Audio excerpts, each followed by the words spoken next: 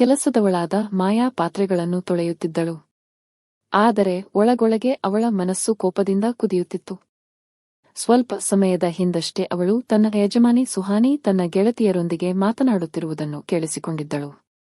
ಅವಳ ಗೆಳತಿಯೊಬ್ಬಳು ಮಾಯಾಳ ಸೀರೆಯನ್ನು ನೋಡಿ, ಈ ಸೀರೆ ನಿನ್ನದಲ್ಲವೇ ಎಂದು ಕೇಳಿದಳು. ಸುಹಾನಿ ಸಹಜವಾಗಿ ನಗುತ್ತಾ, ಹೌದು, ನನ್ನದೇ ಆಗಿತ್ತು. ಆದರೆ ನಾನು ಜಾಸ್ತಿ ಉಟ್ಟಿರಲಿಲ್ಲ ಎಂದಳು.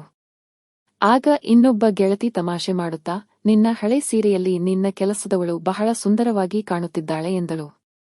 ಅದಕ್ಕೆ ಸುಹಾನಿ ನಗುತ್ತಾ, ಹೌದು, ಸುಂದರಿಯಂತೂ ಹೌದು ಎಂದು ಹೇಳಿದಳು. ಈ ಮಾತುಗಳನ್ನು ಕೇಳಿದ ತಕ್ಷಣ ಮಾಯಾಳ ಮುಖ ಕೆಂಪಾಯಿತು. ಅವಳ ಒಳಗೆ ಏನೋ ಸಿಡಿದಂತಾಯಿತು. ಸುಹಾನಿ ತನ್ನ ಗೆಳತಿಯರ ಮುಂದೆ ತನ್ನನ್ನು ಅಪಹಾಸ್ಯ ಮಾಡಿದಂತೆ ಅವಳಿಗೆ ಅನಿಸಿತು. ಆ ಕ್ಷಣವೇ ಅವಳು ಮನಸ್ಸಿನಲ್ಲಿ ಯೋಚಿಸಿಕೊಂಡಳು, ನೀನು ನನಗೆ ಹಳೆ ಸೀರೆ ಕೊಟ್ಟು ಅವಮಾನ ಮಾಡಿದ್ದೀಯಲ್ಲ ಸುಹಾನಿ, ನಾನು ನಿನಗೆ ಪಾಠ ಕಲಿಸುತ್ತೇನೆ. ಈಗ ಅವಳು ಸೂಕ್ತವಾದ ಅವಕಾಶಕ್ಕಾಗಿ ಕಾಯುತ್ತಿದ್ದಳು. ಮರುದಿನ ಸಂಜೆ ಅಡುಗೆಮನೆಯಲ್ಲಿ ವೈಟ್ ಸಾಸ್ ಪಾಸ್ತಾದ ಪರಿಮಳ ಹರಡುತ್ತಿತ್ತು. ಸುಹಾನಿ ಪ್ರೀತಿಯಿಂದ ತನ್ನ ಗಂಡ ಅಖಿಲ್ಗಾಗಿ ಪಾಸ್ತಾ ತಯಾರಿಸಿದ್ದಳು.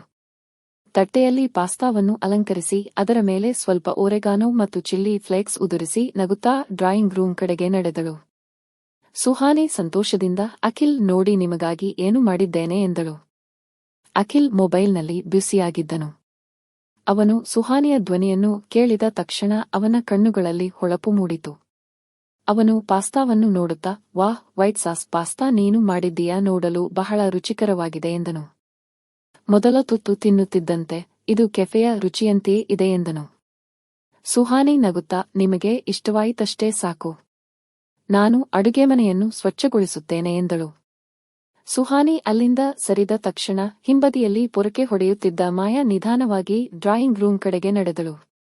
ಒರೆಸುವ ಬಕೆಟ್ ಅನ್ನು ಮೂಲೆಯಲ್ಲಿಟ್ಟು ಪೊರಕೆಯನ್ನು ತೆಗೆದುಕೊಂಡು ಅಖಿಲ್ ಕುರ್ತಾದ ಅಂಚು ಪೊರಕೆಗೆ ತಾಗುವಂತೆ ಹಾದು ಹೋದಳು. ಅಖಿಲ್ ತಿರುಗಿ ನೋಡಿದಾಗ ಮಾಯಾ ಸಣ್ಣ ನಗುವಿನೊಂದಿಗೆ, ಕ್ಷಮಿಸಿ ಸಾಹೇಬ್ರೇ, ಗಮನಿಸಲಿಲ್ಲ ಎಂದಳು. ನಂತರ ಅವಳು ನೆಲ ಒರೆಸುವಾಗ ಪದೇ ಪದೇ ಬಾಗುತ್ತಾ ಬೇರೆಯೇ ದೃಷ್ಟಿಯಿಂದ ಅಖಿಲ್ ಕಡೆ ನೋಡುತ್ತಿದ್ದಳು. ಏನನ್ನೂ ಹೇಳಲು ಬಯಸುತ್ತಿದ್ದರೂ ಹೇಳದಂತೆ ವರ್ತಿಸುತ್ತಿದ್ದಳು.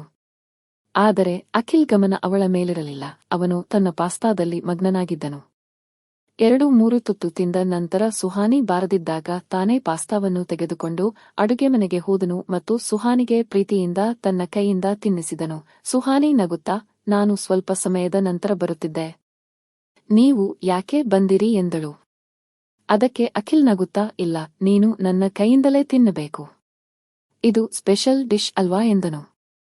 ಸ್ವಲ್ಪ ಸಮಯದ ನಂತರ ಸುಹಾನಿ ಅಡುಗೆಮನೆಯನ್ನು ಸ್ವಚ್ಛಗೊಳಿಸಿದಳು. ಅವಳು ಹಾಲ್ಗೆ ಬಂದಾಗ ಮಾಯಾ ತನ್ನ ಕೆಲಸ ಮುಗಿಸಿ ಹೋಗಲು ಸಿದ್ಧವಾಗಿ ನಿಂತಿರುವುದನ್ನು ನೋಡಿದಳು. ಸುಹಾನಿ, ಅಡುಗೆಮನೆಯಲ್ಲಿ ನಿಮಗಾಗಿ ಸ್ವಲ್ಪ ಊಟ ಇಟ್ಟಿದ್ದೇನೆ, ತೆಗೆದುಕೊಂಡು ಹೋಗು ಎಂದಳು. ಮಾಯಾ ಮುಖ ಸಿಂಡರಿಸಿಕೊಂಡು, ಬೇಡ ಅಕ್ಕ, ನಾನು ಹಳಸಿದ ಊಟ ಮಾಡುವುದಿಲ್ಲ ಎಂದಳು.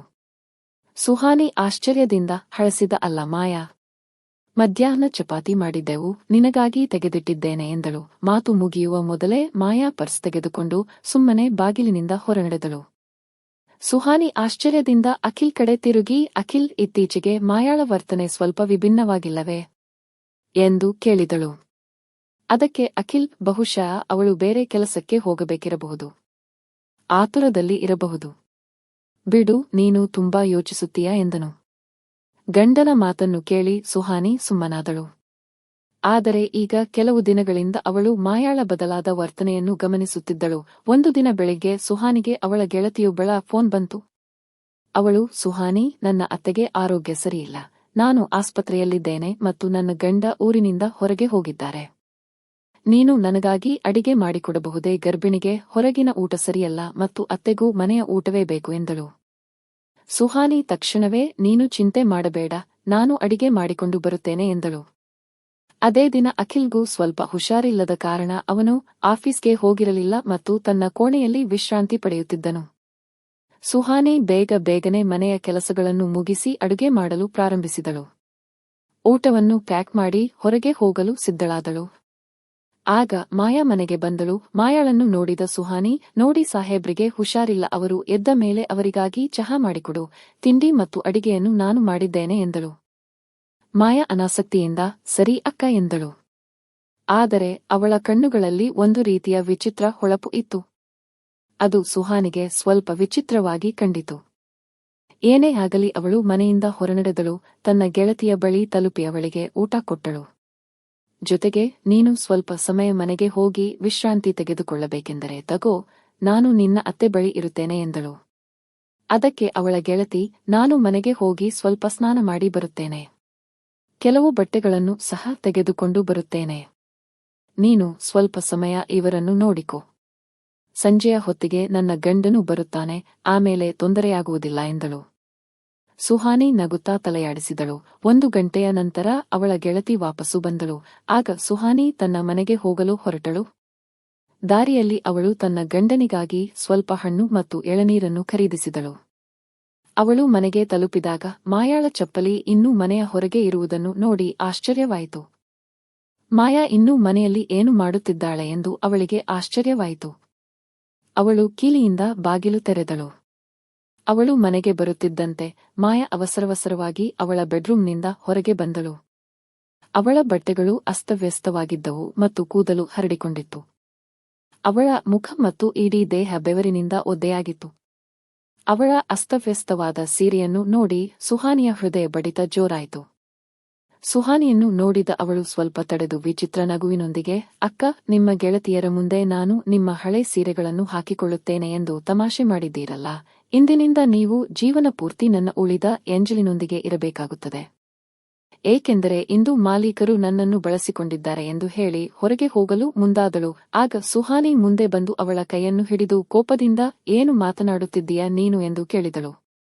ಅದಕ್ಕೆ ಅವಳು, ಇದು ಸುಳ್ಳಲ್ಲ ಅಕ್ಕ, ಆ ದಿನ ಎಷ್ಟು ಹೆಮ್ಮೆಯಿಂದ ಎಲ್ಲರಿಗೂ ಹೇಳುತ್ತಿದ್ದೀರಲ್ಲ, ಹೌದು, ಇದು ನಾನು ಕೊಟ್ಟ ಸೀರೆ ಎಂದು. ಅಂದಿನಿಂದಲೇ ನಾನು ನಿಮ್ಮ ಅವಮಾನಕ್ಕೆ ಪ್ರತೀಕಾರ ತೀರಿಸಿಕೊಳ್ಳಲು ಬಯಸುತ್ತಿದ್ದೆ. ನಾನು ನಿಮ್ಮ ಗಂಡನನ್ನು ಸೆಳೆಯಲು ಪ್ರಯತ್ನಿಸುತ್ತಿದ್ದೆ ಮತ್ತು ಇಂದು ನಾನು ನನ್ನ ಉದ್ದೇಶದಲ್ಲಿ ಯಶಸ್ವಿಯಾಗಿದ್ದೇನೆ. ಈಗ ನೀವು ಜೀವನ ಪೂರ್ತಿ ಅಳುತ್ತೀರಿ ಮತ್ತು ಹೋಗಿ ನಿಮ್ಮ ಗಂಡನಿಗೆ ಅವನು ನನ್ನೊಂದಿಗೆ ಹೀಗೆ ಏಕೆ ಮಾಡಿದ ಎಂದು ಪ್ರಶ್ನಿಸಿ ಎಂದಳು. ಅಷ್ಟರಲ್ಲಿ ಅಖಿಲ್ ತನ್ನ ಕೋಣೆಯಿಂದ ಹೊರಗೆ ಬಂದನು. ಅವನು ಆಕಳಿಸುತ್ತಾ, ಏನಾಯಿತು ಮಾಯಾ, ನೀನು ಏಕೆ ಅಷ್ಟು ಕೂಗುತ್ತಿದ್ದೀಯಾ ಎಂದನು. ಅದಕ್ಕೆ ಮಾಯಾ, ಸಾಹೇಬ್ರೇ, ಅಕ್ಕನ ಮುಂದೆ ಗೊತ್ತಿಲ್ಲದಂತೆ ನಟಿಸಲು ಪ್ರಯತ್ನಿಸಬೇಡಿ, ನಾನು ನಿಮ್ಮೊಂದಿಗೆ ಏನು ಮಾಡಿದ್ದೇನೆ ಎಂದು ನಿಮಗೆ ತಿಳಿದಿಲ್ಲವೇ ಎಂದಳು. ಅಖಿಲ್ ಕೋಪದಿಂದ ಕೆಂಡಾಮಂಡಲನಾಗಿ, ನಿನ್ನ ತಲೆ ಕೆಟ್ಟಿದೆಯೇ? ಇಂದು ಬೆಳಿಗ್ಗೆಯಿಂದಲೂ ಹುಚ್ಚುಚ್ಚಾಗಿ ವರ್ತಿಸುತ್ತಿದ್ದೀಯಾ ಎಂದನು. ಮಾಯಾ, ಸರಿ, ಪರವಾಗಿಲ್ಲ ಸಾಹೇಬ್ರೇ, ನೀವು ಒಪ್ಪಿಕೊಳ್ಳದಿದ್ದರೆ ಪರವಾಗಿಲ್ಲ, ನಾವು ಸಣ್ಣವರು, ನಮಗೆ ಯಾವುದೇ ಗೌರವವಿಲ್ಲ ಅಲ್ವಾ? ಸರಿ ಮಾಲೀಕರೇ, ನಾನು ಹೋಗುತ್ತೇನೆ. ನಿಮಗೆ ಸಾಹೇಬರೊಂದಿಗೆ ಏನು ಮಾಡಬೇಕೋ ನೋಡಿಕೊಳ್ಳಿ ಎಂದು ಹೇಳಿ ಹೊರಗೆ ಹೋಗಲು ಹೊರಟಳು. ಸುಹಾನಿ ಅವಳ ದಾರಿ ತಡೆದು, ನನ್ನ ಗಂಡನ ಮೇಲೆ ಇಷ್ಟು ದೊಡ್ಡ ಆರೋಪ ಹೊರಿಸಿ ಎಲ್ಲಿಗೆ ಹೊರಟಿದ್ದೀಯಾ? ಇಲ್ಲೇ ನಿಲ್ಲು. ನಾನು ಅಖಿಲ್ ಜೊತೆ ಮಾತನಾಡುತ್ತೇನೆ ಎಂದು ಹೇಳಿ ಉರಿಯುವ ಕಣ್ಣುಗಳಿಂದ ಅಖಿಲ್ನನ್ನು ನೋಡುತ್ತಾ, ಇದೆಲ್ಲ ಏನು, ಇವನು ನಿನ್ನೊಂದಿಗೆ ತಪ್ಪು ಕೆಲಸ ಮಾಡಿದ್ದಾನೆಂದು ಹೇಳುತ್ತಿದ್ದಾಳೆ ಎಂದಳು. ಅಖಿಲ್ ಸ್ತಬ್ಧನಾಗಿ ಸುಹಾನಿಯ ಕೈ ಹಿಡಿದು, ನನ್ನ ಮಾತನ್ನು ನಂಬು. ನೀನು ಮನೆಯಲ್ಲಿಲ್ಲದಿದ್ದಾಗ ಇವಳು ನನ್ನ ಬಳಿ ಬಂದಳು ಮತ್ತು ಸಾಹೇಬ್ರೇ, ನಾನು ನಿಮ್ಮನ್ನು ಸಂತೋಷಪಡಿಸುತ್ತೇನೆ. ನನಗೆ 500 ರೂಪಾಯಿ ಬೇಕು ಕೊಡಿ ಎಂದು ಕೇಳಿದಳು.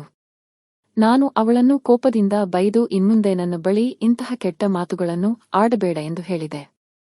ಮತ್ತು 500 ರೂಪಾಯಿ ಬೇಕೆಂದರೆ ಸುಹಾನಿ ಬರಲಿ, ಅವಳ ಬಳಿ ಕೇಳು ಎಂದು ಹೇಳಿದೆ. ಅದರ ನಂತರ ಅವಳು ತನ್ನ ಕೆಲಸದಲ್ಲಿ ತೊಡಗಿದಳು ಮತ್ತು ನಾನು ಮಾತ್ರೆ ತೆಗೆದುಕೊಂಡು ಮಲಗಿದೆ. ಅವಳು ಏನು ಮಾತನಾಡುತ್ತಿದ್ದಾಳೆಂದು ನನಗಂತೂ ಗೊತ್ತಿಲ್ಲ ಎಂದನು. ಸುಹಾನಿ ಸಣ್ಣಗೆ ನಕ್ಕು ಅಖಿಲ್ ಕಡೆ ನೋಡುತ್ತಾ, ಹಾಗಾದರೆ ಅಖಿಲ್ ಪೊಲೀಸರಿಗೆ ಫೋನ್ ಮಾಡೋಣವೇ ಎಂದಳು. ಅಖಿಲ್ ಸಹ ಸಣ್ಣಗೆ ನಕ್ಕನು. ಅವರಿಬ್ಬರೂ ನಗುವುದನ್ನು ನೋಡಿದ ಮಾಯಾಳಿಗೆ ದಿಕ್ಕೆ ತೋಚದಾಯಿತು. ಆಗ ಅವಳು, ಇದೆಲ್ಲ ಏನು? ತಪ್ಪು ನನ್ನೊಂದಿಗೆ ಆಗಿದೆ. ಪೊಲೀಸರಿಗೆ ನೀವು ಫೋನ್ ಮಾಡಿದರೆ ಸಾಹೇಬರು ನನ್ನೊಂದಿಗೆ ಏನು ಮಾಡಿದ್ದಾರೆಂದು ನಾನು ಹೇಳುತ್ತೇನೆ. ಆದ್ದರಿಂದ ನನ್ನನ್ನು ಇಲ್ಲಿಂದ ಹೋಗಲು ಬಿಟ್ಟರೆ ಒಳ್ಳೆಯದು ಎಂದು ಹೇಳಿ ಮತ್ತೆ ಹೊರಗೆ ಹೋಗಲು ಹೊರಟಳು. ಆಗ ಸುಹಾನಿ ಮುಂದೆ ಬಂದು ಬಾಗಿಲನ್ನು ಲಾಕ್ ಮಾಡಿ, ಈಗ ಪೊಲೀಸರ ಮುಂದೆಯೇ ತೀರ್ಮಾನವಾಗುತ್ತದೆ ಯಾರು ಏನು ಮಾಡಿದರು ಎಂದು ಹೇಳಿ ಅಖಿಲ್ ಕಡೆ ನೋಡಿದಳು. ಅಖಿಲ್ ತಕ್ಷಣವೇ ಪೊಲೀಸರಿಗೆ ಕರೆ ಮಾಡಿದನು. ಮಾಯಾ ಗಾಬರಿಯಾಗಿ, ನೋಡಿ, ನೀವು ಇವೆಲ್ಲ ಸರಿ ಮಾಡುತ್ತಿಲ್ಲ, ಈಗ ನಾನು ಸಿಕ್ಕಿಹಾಕಿಕೊಂಡಿದ್ದೇನೆ ಎಂದು ಹೇಳಿದಳು. ಸ್ವಲ್ಪ ಸಮಯದ ನಂತರ ಪೊಲೀಸ್ ತಂಡ ಮನೆಗೆ ಬಂದಿತು. ಇನ್ಸ್ಪೆಕ್ಟರ್ ನೈನಾಳಿಗೆ ಸುಹಾನಿ ಎಲ್ಲವನ್ನೂ ಹೇಳಿ, ಇವಳು ನನ್ನ ಗಂಡನ ಮೇಲೆ ಸುಳ್ಳು ಆರೋಪ ಮಾಡುತ್ತಿದ್ದಾಳೆ ಎಂದಳು. ಆಗ ನೈನಾ, ನಿಮಗೆ ನಿಮ್ಮ ಗಂಡನ ಮೇಲೆ ನಂಬಿಕೆ ಇದೆ. ಅದು ಸರಿ. ಆದರೆ ನಾವು ನಮ್ಮ ಕಡೆಯಿಂದ ತನಿಖೆ ಮಾಡಬೇಕಾಗುತ್ತದೆ ಎಂದಳು. ಆಗ ಸುಹಾನಿ ನಗುತ್ತಾ, ನಮ್ಮ ಬಳಿ ಗಟ್ಟಿಯಾದ ಸಾಕ್ಷಿಗಳಿವೆ.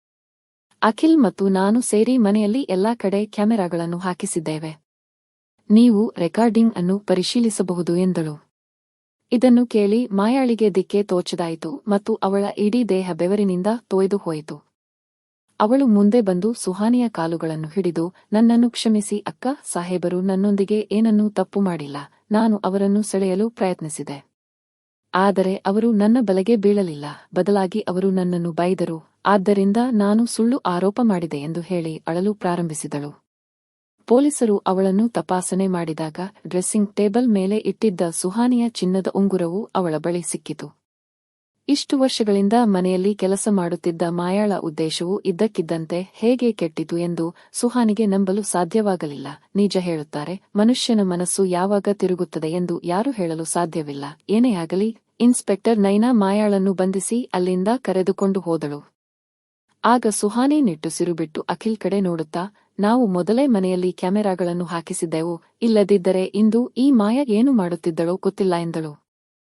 ಸ್ನೇಹಿತರೆ, ಇಂದಿನ ದಿನಗಳಲ್ಲಿ ಎಚ್ಚರಿಕೆಯಿಂದ ಇರುವುದು ಬಹಳ ಮುಖ್ಯ. ಏಕೆಂದರೆ ಯಾರ ಮನಸ್ಸು ಯಾವಾಗ ಬದಲಾಗುತ್ತದೆ ಎಂದು ಯಾರೂ ಹೇಳಲು ಸಾಧ್ಯವಿಲ್ಲ.